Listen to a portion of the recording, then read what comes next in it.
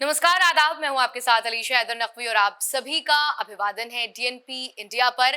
खबर की शुरुआत करूं उससे पहले आप सभी की नजर एक शेयर करना चाहती हूं कि सितारों के आगे जहां और भी हैं, अभी इश्क के इम्तिहान और भी है।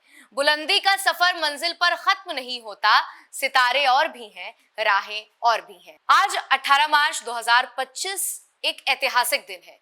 ऐसा इसलिए क्योंकि Indian origin astronaut Sunita Williams अंतरिक्ष में 9 महीने 13 दिन बिताने के बाद जो है वो जमीन पर यानी पृथ्वी पर लौट रही हैं। उनके साथ नासा के 3 और एस्ट्रोनॉट्स बुच व्लामर, निक हेग और अलेक्जेंडर ग्रिबचीव भी रिटर्न हो रहे हैं। ये मिशन सिर्फ एक स्पेस जर्नी नहीं थी, बल्कि एक पूरी मेहनत का एक फल है जो आज सबको दिखाई देगा।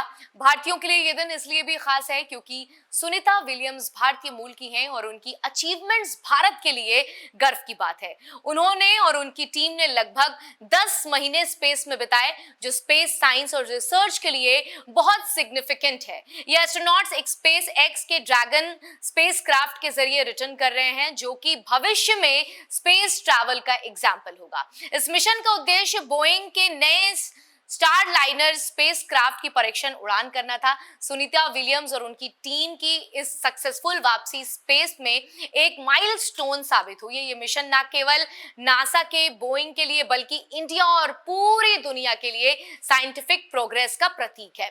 इस सफलता ने यह साबित कर दिया है कि ह्यूमन स्पेस फाइट के लिए न्यू टेक्नोलॉजी और सेफ्टी मेजर्स कितने महत्वपूर्ण हैं। भारतीय मूल की एस्ट्रोनॉट सुनीता विलियम्स की ये उपलब्धि भारत के युवाओं को स्पेस साइंस और रिसर्च में आगे बढ़ने के लिए प्रेरित करेंगी। ये मिशन फ्यूचर स्पेस मिशंस के लिए पाथ ब्रेकिंग साबित होगा और साइंस और इनोवेशन के क्षेत्र में नए अवसर खोलेगा। साथ ही आपको बता दें कि भारत के लिए ये सिर्फ एक साइंटिफिक अचीवमेंट नहीं बल्कि प्राइड और इंस्पिरेशन का भी प्रतीक है। ये सफर, ये जर्नी न्यू डिस्कवरीज और स्पेस टेक्नोलॉजी में भारत की भागीदारी को और मजबूत करेगा। इस पूरे सफर को हम तफसील से समझेंगे। पहले ये जान लेते हैं कि नासा और बोइंग का ये क्रू फ्लाइट टेस्ट मिशन सिर्फ 8 दिन के लिए प्लान किया गया था, लेकिन तकनीकी समस्याओं के कारण यह मिशन 9 महीने से ज्यादा लंबा हो गया। स्पेसक्राफ्ट की टेस्टिंग बोइंग के स्टारलाइनर स्पेसक्राफ्ट को ISS तक एस्ट्रोनॉट्स को लाने और वापस लाने की क्षमता की जांच करनी थी। अब आपको बता दें कि मैनुअल कंट्रोल टेस्ट इसका कैसे हुआ। दरअसल इस मिशन में एस्ट्रोनॉट्स को स्पेसक्राफ्ट को मैनुअली उड़ाने का भी प्रैक्टिस करना था। साथ ही चारों एस्ट्रोनॉट्स के ड्रैगन स्पेस वॉर में सवार होने के बाद सुबह 8:35 में स्पेसक्राफ्ट का हैच यानी दरवाजा बंद हुआ और 10:35 बजे स्पेसक्राफ्ट इंटरनेशनल स्पेस स्टेशन से अलग हुआ। ये 19 मार्च की सुबह लगभग 3:27 बजे फ्लोरिडा के तट पर लैंड होगा। इस सफर में करीब 17 घंटे लगेंगे। नासा की ओर से इस इवेंट का एक शेड्यूल तैयार किया गया है। इसमें मौसम के कारण बदलाव भी हो सकता है। नासा के अकॉर्डिंग 19 मार्च को सुबह 2:41 में डीऑर्बिट बर्न शुरू होगा, यानी कि कक्षा में उल्टी दिशा में स्पेसक्राफ्ट का इंजन फायर किया जाएगा।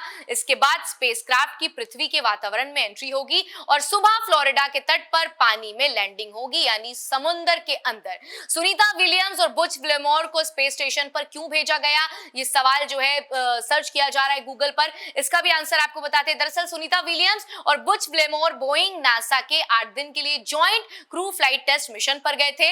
इस मिशन का मकसद बोइंग के स्टारलाइनर स्पेसक्राफ्ट की एस्ट्रोनॉट्स को स्पेस स्टेशन तक पहुंचाना था, यानी वापस लाने की क्षमता को टेस्ट करना था।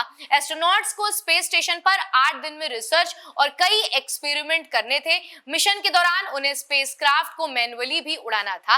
अब थर्ड पॉइंट, जो सबसे अहम पॉइंट है कि बोइंग का स्टारलाइनर स्पेसक्राफ्ट कब और कैसे लॉन्च किया गया था। तो आपको याद होगा 5 जून 2024 को रात 8:22 पर एटलस वो रॉकेट के जरिए बोइंग स्टारलाइनर स्पेसक्राफ्ट लॉन्च हुआ था।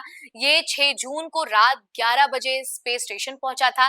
इसे रात 9:45 पर पहुंचना था, लेकिन रिएक्शन कंट्रोल थ्रस्टर में परेशानी आ गई थी। स्टारलाइनर स्पेसक्राफ्ट के 28 रिएक्शन कंट्रोल थ्रस्टरों में से 5 फेल हो गए थे।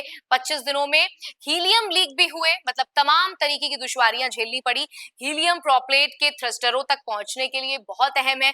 ऐसे में स्पेसक्राफ्ट के सुरक्षित रूप से लौटने पर सभी को चिंता आई थी। थी। डेटा का विश्लेषण करने के बाद नासा ने फैसला लिया कि स्टार लाइनर स्पेसक्राफ्ट सुनीता और बुच विलेमोर को वापस लाने के लिए सुरक्षित नहीं है, इसलिए वो अंतरिक्ष यात्रियों के बगैर ही स्टार लाइनर स्पेसक्राफ्ट को 6 सितंबर 2024 को जमीन पर यानी पृथ्वी पर वापस ले आए। अब जो यहाँ पर सबसे बड़ा सवाल है कि अब स्पेस एक्स का एस्ट्रोनॉट्स को वापस लाने की जिम्मेदारी दी गई। स्पेस एक्स का ड्रैगन स्पेसक्राफ्ट हर कुछ महीनों में 4 एस्ट्रोनॉट्स को स्पेस स्टेशन लेकर जाता है और वहां मौजूद पिछला क्रूज स्पेस स्टेशन में पहले से पार्क अपने स्पेसक्राफ्ट से वापस आ जाता है। यानी कि जब एक क्रू तमाम लोग जाते हैं फिर वापस आते हैं, फिर दूसरी टीम जाती है, यानी एस्ट्रोनॉट्स का एक जत्था तैयार किया जाता है। स्पेस एक्स ने जब 28 सितंबर 2024 को क्रू 9 मिशन लॉन्च किया तो इसमें भी 4 एस्ट्रोनॉट जाने वाले थे, लेकिन सुनीता और बुच के लिए 2 सीट खाली रखी गई। उनके पहुंचने के बाद क्रू 8 स्पेस स्टेशन के पार्क में अपने स्पेसक्राफ्ट को पृथ्वी लौट आया। 15 मार्च 2025 को स्पेसएक्स ने 4 एस्ट्रोनॉट्स के साथ क्रू 10 मिशन लॉन्च किया। 16 मार्च ये एस्ट्रोनॉट ISS पहुंच गए और अब क्रू 9 में चारों एस्ट्रोनॉट जिम्मेदारी क्रू 10 यानी हैंड ओवर करने के लिए बाद में स्पेस स्टेशन पर सितंबर से पार्क अपने स्पेसक्राफ्ट्स में लौट आए। अब बात करते हैं यहाँ पे क्रू 10 की। दरअसल क्रू 10 का एस्ट्रोनॉट और एनी मैकमिलन और निकोल एयर्स जापान के तकाया ओनिशा के रूस और क्रिल पेस्कोव में 16 मार्च को स्पेस स्टेशन पहुंचे थे। सुनीता विलियम के साथ बाकी उनके एस्ट्रोनॉट्स और उनका वेलकम वहां पर किया था, जिनकी तस्वीरें भी हमने देखी थी कि कितनी अद्भुत तस्वीरें सोशल मीडिया पर वायरल हो रही थी। स्पेस एक्स के पास अभी 4 ड्रैगन स्पेसक्राफ्ट हैं, एंडेवर, रेजिलियंस, एंड्योरेंस और फ्रीडम। 5वें स्पेसक्राफ्ट की मैन्युफैक्चरिंग हो रही है। क्रू 10 के लिए इसे 5वें स्पेसक्राफ्ट का इस्तेमाल किया जाना था, लेकिन मैन्युफैक्चरिंग में देरी के कारण नासा ने क्रू 10 मिशन को फरवरी से मार्च के अंत तक टाल दिया। हालांकि बाद में नासा ने क्रू 9 को वापस लाने में देरी होते हुए देखते हुए क्रू 10 के लिए पुराने एंड्योरेंस स्पेसक्राफ्ट के इस्तेमाल का फैसला लिया। वहीं इस देरी की एक वजह पॉलिटिकल भी बताई जा रही है। दरअसल पिछले साल मस्क ने सुनीता विलियम्स और बुच विलमोर को तय समय से पहले घर वापस लाने में मदद पेश की थी, लेकिन उनका दावा था कि बाइडेन प्रशासन ने इसे अस्वीकार कर दिया।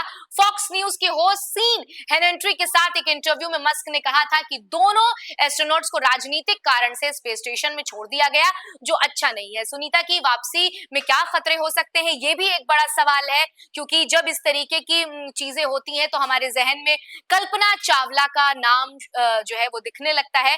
ऐसे में लोगों की चिंता करना भी लाजमी है। तो आपको बता दें कि बुलंदी का सफर मंजिल पे ही खत्म नहीं होता, इसीलिए मैंने कहा था। आपको बता दूं कि सुनीता विलियम्स जब तमाम तैयारियां करके जा रही थी तो उनकी सेफ्टी का सबसे ज्यादा ख्याल रखा गया था, क्योंकि लगातार जो है इस पे तमाम तरीके के रिसर्च हो रहे थे और उनके साथ वो तमाम प्रोफेशनल्स गए हैं, वो तमाम एस्ट्रोनॉट्स गए हैं जो सुनीता के भी सुपर सीनियर्स हैं, जो लगातार इस पूरे पैटर्न को समझने की कोशिश कर रहे थे। लेकिन अब वो दिन नजदीक आ रहा है जब सुनीता जो है वो वापस आएंगे और समुंदर में जो एक नई तस्वीर दुनिया देखेगी, शायद उसके साक्षी हम और आप सारा जमाना होगा।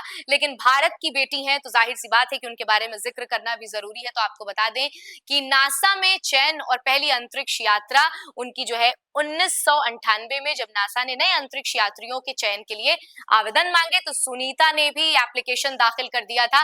मुश्किल ट्रेनिंग और मेडिकल परीक्षाओं के बाद वो नासा के अंतरिक्ष यात्री कार्यक्रम में शामिल हुई। उसके बाद उन्होंने अंतरिक्ष अभियानों के लिए ट्रेनिंग ली, जिसमें एयर स्पेसक्राफ्ट ऑपरेशन, स्पेसवॉक्स यानी EVA और रोबोटिक्स शामिल थे। उन्होंने अंतरराष्ट्रीय अंतरिक्ष स्टेशन ISS के मॉड्यूल्स और रूसी सोयूज स्पेसक्राफ्ट की भी ट्रेनिंग दी। उनको ट्रेनिंग दी गई, उन्होंने बाकायदा पूरी ट्रेनिंग ली और आखिरकार 9 दिसंबर 2006 को उनका सपना पूरा हुआ जब उन्होंने STS-116 मिशन के तहत पहली बार अंतरिक्ष की यात्रा की। इस मिशन में उन्होंने 192 दिन उन्होंने अंतरिक्ष में बिताए और ये तस्वीरें ये उसी दौरान की हैं जो आप अपने स्क्रीन पर देख रहे हैं। अब उनकी अचीवमेंट्स की बात करते हैं। दरअसल 2007 में सिख समुदाय द्वारा श्री साहेब उपाधि से सम्मानित किया जा चुका है उन्हें। 2007 में गुजरात सरकार ने भी गुजरात गौरव पुरस्कार दिया। 2008 में भारत सरकार की तरफ से पद्म भूषण, देश का जो सबसे तीसरा बड़ा नागरिक सम्मान है, उनसे उनको नवाजा गया। 2008 में IIT कानपुर की तरफ से डॉक्टर ऑफ साइंस की मानद उपाधि उन्हें मिली। 2012 में रूस की ओर से अंतरराष्ट्रीय अंतरिक्ष अभियानों में योगदान के लिए order of friendship Sunita Williams और उनकी टीम की सफल वापसी से जो है उनको नवाजा गया था। और ये जो एक पूरी तस्वीर है, आप जो स्क्रीन पर देख रहे हैं, तमाम दुनिया वालों की जो निगाह है वो इस तस्वीर पर टिकी हुई है। तो जब ये लैंड होगा स्पेस, तब हम नई बात करेंगे और बताएंगे कि कैसा कुछ ये पूरा सफर रहा। जब वो आएंगी वो खुद बताएंगी एक नए एक्सपीरियंस के साथ, एक नई, क्योंकि भारत की बेटी हैं तो सभी के लिए एक गर्व का विषय जरूर है। फिलहाल आज की इस वीडियो में इतना ही। आपको हमारा ये वीडियो कैसा लगा हमें कमेंट सेक्शन में लिखकर जरूर बताइएगा, और ऐसी तमाम अहम जानकारियों से जुड़े रहने के लिए बने रहिए डीएनपी इंडिया के साथ।